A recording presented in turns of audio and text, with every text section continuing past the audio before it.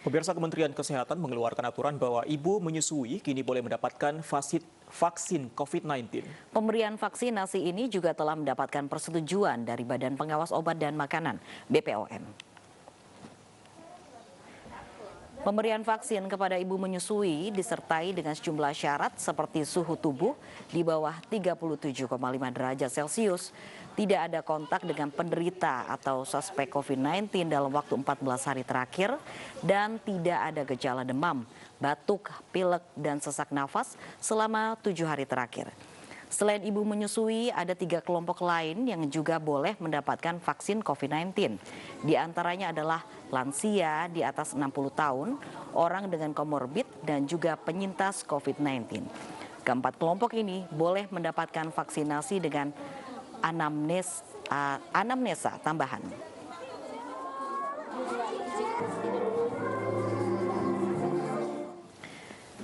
Ibu menyusui kini boleh disuntik vaksin COVID-19 dengan sejumlah syarat, dan telah bersama kami ada Prof. Iris Rengganis, Ketua Tim Advokasi Vaksinasi PBID, serta seorang ibu menyusui dengan Ibu Revina Fauziah. Selamat siang Ibu Iris dan Ibu Revina. Selamat siang. Baik, sebelum saya tanya tanggapan terkait ibu menyusui yang boleh divaksin kepada Ibu Revina, saya terlebih dahulu akan sapa Profesor Ibu Iris Rengganis. Ini Ibu Iris, sebenarnya apa syarat selengkapnya untuk mendapatkan vaksin khususnya untuk ibu menyusui? Ya, sebetulnya ibu menyusui tidak berbeda dengan orang-orang yang usianya di atas 18 sampai 59 tahun. Karena ibu menyusui kan termasuk di usia itu, tentang usia itu. Jadi syaratnya tetap saja kita tanyakan seperti apa adanya, apakah ada penyakit komorbid dan yang lain-lainnya. Jadi pertanyaan tetap pertanyaan yang sama, tidak ada perbedaan. Baik, artinya syaratnya hanya memang dalam kondisi sehat begitu ya Ibu Iris ya? Ya, tentu saja. Semua vaksin harus dalam kondisi sehat karena vaksin sifatnya pencegahan. Baik, tapi apa pertimbangannya pada akhirnya ibu menyusui akhirnya boleh divaksin, Prof? Ya, pertimbangannya tentu ya ibu menyusui itu perlu divaksin karena untuk melindungi dirinya juga dan juga sekaligus melindungi bayinya dari penularan. Ini penting sekali. Ya, kalau ibunya kena nanti bayinya juga bisa kena ya, dengan mudah bisa kena. Dan pemberian vaksin COVID-19 itu sebetulnya termasuk vaksin dengan vaksin yang lain itu belum ada bukti ya bahwa itu membahayakan untuk ibu-ibu menyusui. Ya, jadi belum ada bukti juga bahwa vaksin itu masuk melalui ASI-nya ya untuk itu. Tapi kita harapkan juga sebagian antibodi yang terbentuk di ibunya itu juga bisa masuk melalui ASI untuk bayinya. Itu harapan kita. Baik, saya ke Ibu Revina. Ibu Revina, bersediakah jika pada akhirnya nanti akan divaksin, Bu Revi? Selama itu aman untuk ibu dan bayi, halal, insya Allah siap. Baik, tapi sebelumnya apakah pernah ada sosialisasi terkait memang ibu menyusui ternyata boleh divaksin? Ibu Revina pernah mendengar? Belum tahu, baru tahu sekarang. Karena kemarin-kemarin bilangnya sih ibu menyusui dan ibu hamil tuh nggak boleh. Kayak baru tahu sekarang sih. Baik, tapi sempat atau merasa ketakutan tidak sih sebagai ibu menyusui karena harus menyusui anaknya begitu? Ada tidak perasaan-perasaan yang diwaspadai untuk divaksin? Iya, kalau ketakutan itu pasti ada ya, karena apa yang saya konsumsi asupannya pasti langsung ke saya sendiri dan juga bayi saya.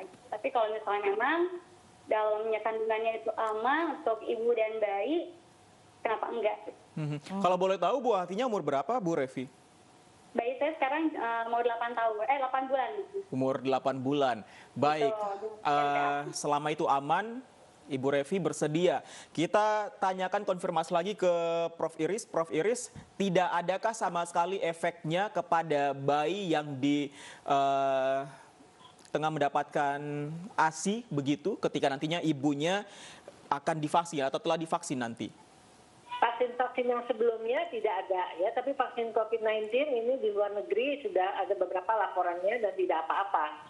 Jadi kita juga melihat bahwa belum ada laporan membuktikan bahwa vaksin COVID-19 itu akan melalui ASI dan mengganggu pertumbuhan si bayi. Baik, terkait hal lain Ibu Iris ini jika ibu menyusui memiliki komorbid atau penyakit bawaan, apakah memang cukup aman dan diperbolehkan untuk divaksin? Nah, Ya. apa syarat mungkin ketika memang penyakit bawaan itu tidak ada di dalam tubuh atau seperti apa ketika akan Ya. divaksin si ibu ini? Kalau ada penyakit bawaan tentu harus dikendalikan. Tidak berbeda dengan yang usia 18 sampai 59 tahun ataupun lansia. Ya, jadi artinya semua orang yang ingin divaksinasi, bila mana ada komorbid yang belum terkendali, dia komorbidnya dilakukan perbaikan dulu. Ya, jadi artinya ditunda. Bukan tidak boleh ya, ditunda. Sampai komorbidnya terkendali atau terkontrol. Kalau ibu menyusui yang nantinya, ini kategori masyarakat umum yang nantinya akan mendapat vaksin, prosesnya seperti apa sebenarnya? Karena tadi Bu Revi juga belum tahu sama sekali mengenai sosialisasi yang dilakukan, Prof. Ya, memang itu mungkin nanti akan ada pendaftarannya tersendiri ya. Nanti yang mungkin lewat data kita tunggu lagi dari pemerintah bagaimana yang untuk ibu hamil. Ya, jadi karena ini kan di luar nakes ya. Jadi kita tunggu nanti dari pemerintah bagaimana rencana penyuntikannya. Proses penyuntikannya. Rencananya sejauh ini kapan, bulan berapa? Saya belum dengar konfirmasinya untuk ibu hamil, tapi kalau orang nakes atau lansia yang nakes itu memang sudah bisa. Kecuali ibu hamil, ibu menyusui. Menyusuinya nakes, yaitu bisa didaftarkan ke bagian nakesnya ya. Ini kita kalau bicara nakes, tapi kalau ibu hamil tidak boleh, ibu menyusui yang bukan nakes itu masih tunggu konfirmasi. Baik, Ibu Iris, apakah memang ada keterkaitan vaksin yang nanti didapatkan oleh ibu menyusui ini terkait imunisasi bayinya? Apakah memang ada keterkaitan? Imunitas bayi itu akan didapatkan dari ibunya melalui antibodi melalui air susu. Jadi bayi belum sempurna, belum bisa membentuk antibodi dengan sempurna. Daya tahannya juga masih rendah. Karena itu perlu dilindungi melalui air susu dari ibunya. Jadi antibodi akan dialirkan melalui ASI ke dalam ke bayinya ya. Kalau dari orang hamil kan dari janin. Tapi kalau ya sudah melahirkan ke bayi ya melalui air susu. Oke, saya ke Bu Revi lagi. Bu Revi, tadi Bu Revi bilang bahwa belum mendapat sosialisasi sama sekali. Apa yang dilakukan Bu Revi sejauh ini? Apakah mungkin mencari di internet tahap-tahap vaksinasi atau bagaimana? Apa yang dilakukan Bu Revi? Ya, sejauh ini sih masih nanya-nanya. Kebetulan saya juga di AIMI Bogor. Jadi kami selalu konsultasi dan ada info-info terbaru pasti kita akan sharing gitu. Nah, sejauh ini memang belum ada sih info itu. Jadi mungkin saya mau nyari-nyari di googling semacam itu saja. Nah, kita tanyakan ke Prof. Iris. Prof, apa yang harus dilakukan oleh ibu menyusui sebelum dilakukan vaksinasi? Ya, ibu menyusui tentu harus yakin kesehatannya saat ini kesehatan yang prima ya. Jadi tidak ada komorbid. Kalau ada komorbid, kontrol dulu komorbidnya sebelum divaksinasi. Nanti tunggu gilirannya kapan divaksinasi. Ya, tapi artinya kalau sudah waktunya vaksin, sudah ada pengumuman, sudah siap untuk divaksinasi. Kalau kondisi bayi, apakah juga harus ada yang diperhatikan?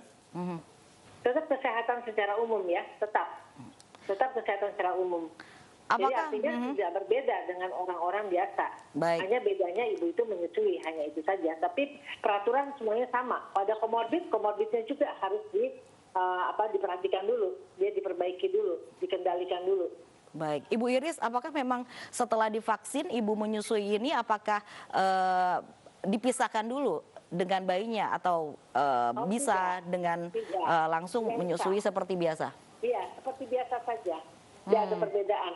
Karena kan yang disuntik vaksin, kan jadi bukan penyakitnya yang disuntik ya, memang bagian dari virusnya tapi sudah dimatikan. Ya, jadi sudah vaksinnya sudah yang bukan yang menyebabkan penyakit. Jadi vaksin itu tidak menyebabkan penyakit pada si ibu. Jadi ya usah takut langsung menyusui bayinya. Baik, jadi tidak ada proses yang berubah dalam pemberian ASI. Yang paling penting adalah melihat kondisi ibunya dan juga bayinya. Terima kasih, sehat selalu untuk Prof. Iris dan juga Ibu Revina. Selamat siang.